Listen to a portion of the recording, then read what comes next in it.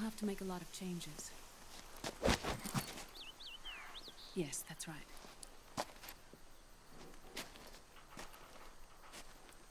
We'll need another go at it. That won't be a problem. Uh-huh. Yes. I've taken care of it.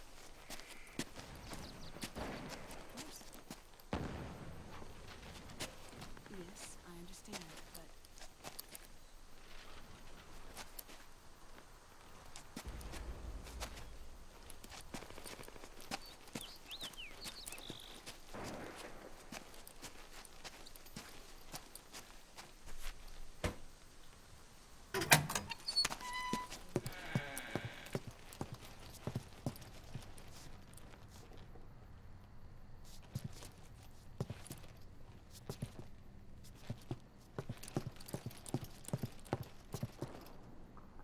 Yes, the next test. Naomi. And things on your end? I see. We're on schedule here as well. I know. Me too. Until then.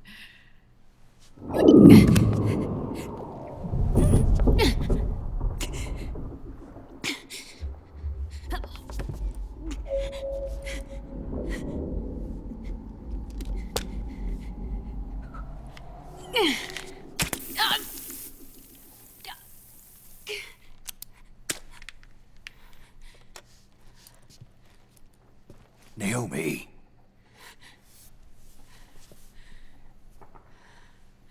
Snake. I knew you'd come. You and I, neither of us can escape our fate. I haven't seen you since Shadow Moses. How long? 10 years? 9. And Dr. Emmerich, is he with you? Why? I thought he'd be the only one able to open the mail I sent. Not many people could recognize 4D sound data in a soliton radar file. How is the good doctor? Otacon's fine. He's the same as ever. Otacon? I see.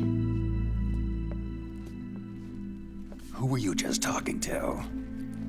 Liquid. Although I suppose he's really Ocelot, from a medical standpoint. I thought he was here. He's not, at the moment.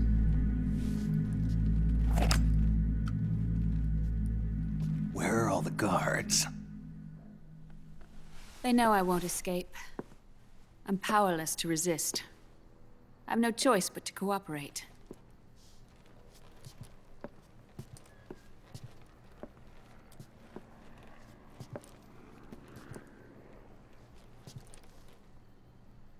Naomi.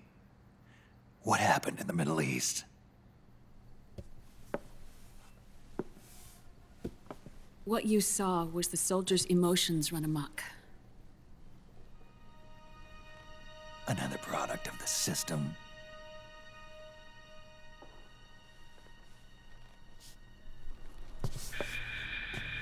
You don't trust me? I'm not sure yet.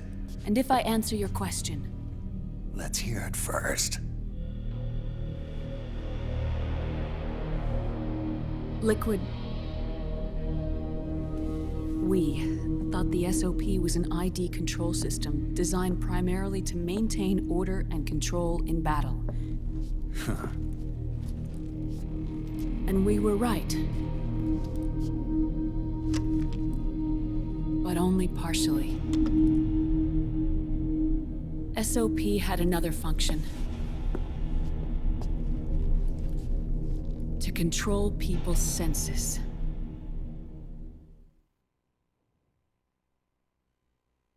The nanomachines inside soldiers' bodies adapt to different conditions, promoting the release of neurotransmitters, hormones, and stimulants, giving them an edge in battle. They can create an artificial combat high by releasing endorphins at the same time a soldier kills an enemy. Or they can suppress hormones to neutralize the soldiers' emotions, prevent them from panicking and engaging in friendly fire or needless massacres. It's all controlled by the system's core AI. It artificially controls the soldier's pain, emotion, senses. In other words, the essence of his being.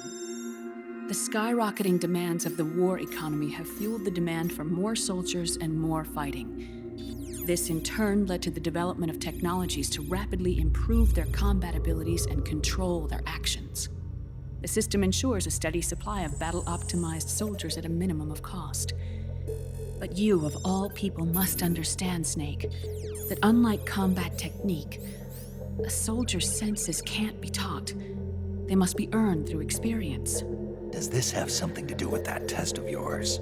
The goal was to release the soldiers' nanomachines from the system, but we didn't know about the mental control. And the nanomachines went berserk? No. Our test was a success. At least it confirmed our hypothesis at the time. Just as we predicted, the nanomachines stopped functioning, and the PMC soldiers were freed from the grips of the system. But the moment the system stopped, all the pain and fury and sorrow, all the trauma and stress, all the hatred, regret, guilt, all the sensations that had been suppressed were unleashed within their hearts. Their memories, unlike their senses, weren't erased. Each enemy soldier they'd killed, each lost comrade, each threat of violence against the innocent, every act of war they'd committed was etched firmly in their hearts. In suppressing the user's mind, the nanomachines exact a heavy burden on his heart. The user's body rejects the nanomachines. This reaction must then be suppressed with drugs. Before the user knows it, his mind is in complete shambles. Snake. Remember Frank? Frank Yeager. Gray Fox.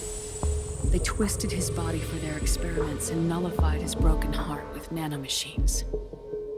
SOP has taken it even further and applied it to living human beings. The sins of war these soldiers carried inside them returned to assault them in the form of unimaginable shell shock. The meaning in the system may have changed, but the battlefield hasn't. Until that point, war was like a game to them. And then suddenly, reality came crashing down.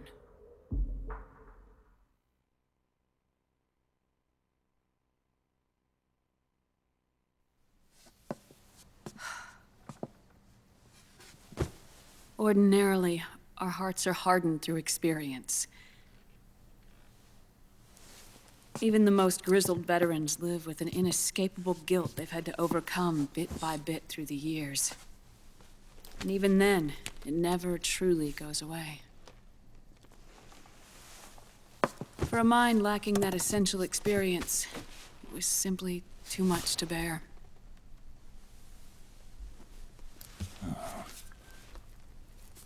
But what about me? I've never been under the system's control.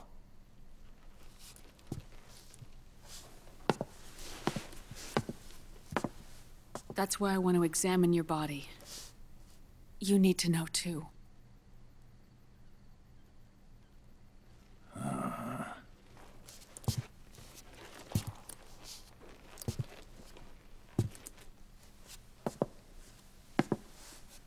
All right, Snake. Undress. Snake, what's gotten into you? Hurry up.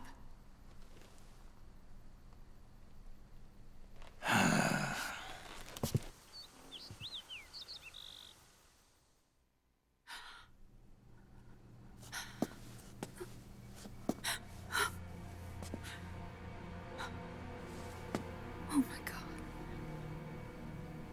Snake.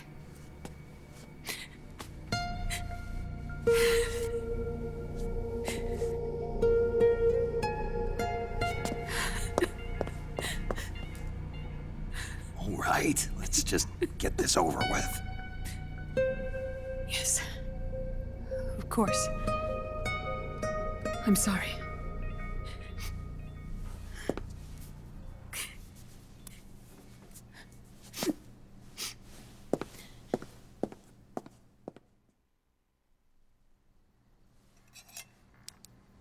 Snake, do you remember what I told you in my video mail about the first generation of nanomachines? The ones you stuck me with at Moses. Yes. The nanomachines are recharged by your body heat. They won't stop functioning until they're all extracted. Or until you do. Most of them were lost through bleeding and excretion, but around 30% still remain inside your body, attached to your cells. I'm not finished yet. The first generation were never ID registered, so they don't react in the same way as the SOP nanomachines. Ready?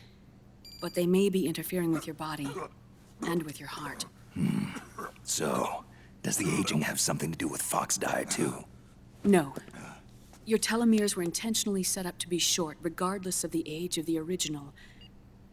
One of the genes that inhibit reproduction and aging, the Clotho gene, was intentionally mutated as well. But more importantly, your chromosomes, like liquids, were provided with terminator genes to prevent them from making copies. Why? Your clones created for one purpose: war. And so, in order to prevent you from being abused by clients or stolen by the enemy, they shortened your lifespan and removed your ability to reproduce. It was a safety device to ensure that the seed of Big Boss didn't end up in the hands of others. The reason you're aging so rapidly isn't because of disease or faulty research or Fox die. It's how you were born. It's your natural lifespan.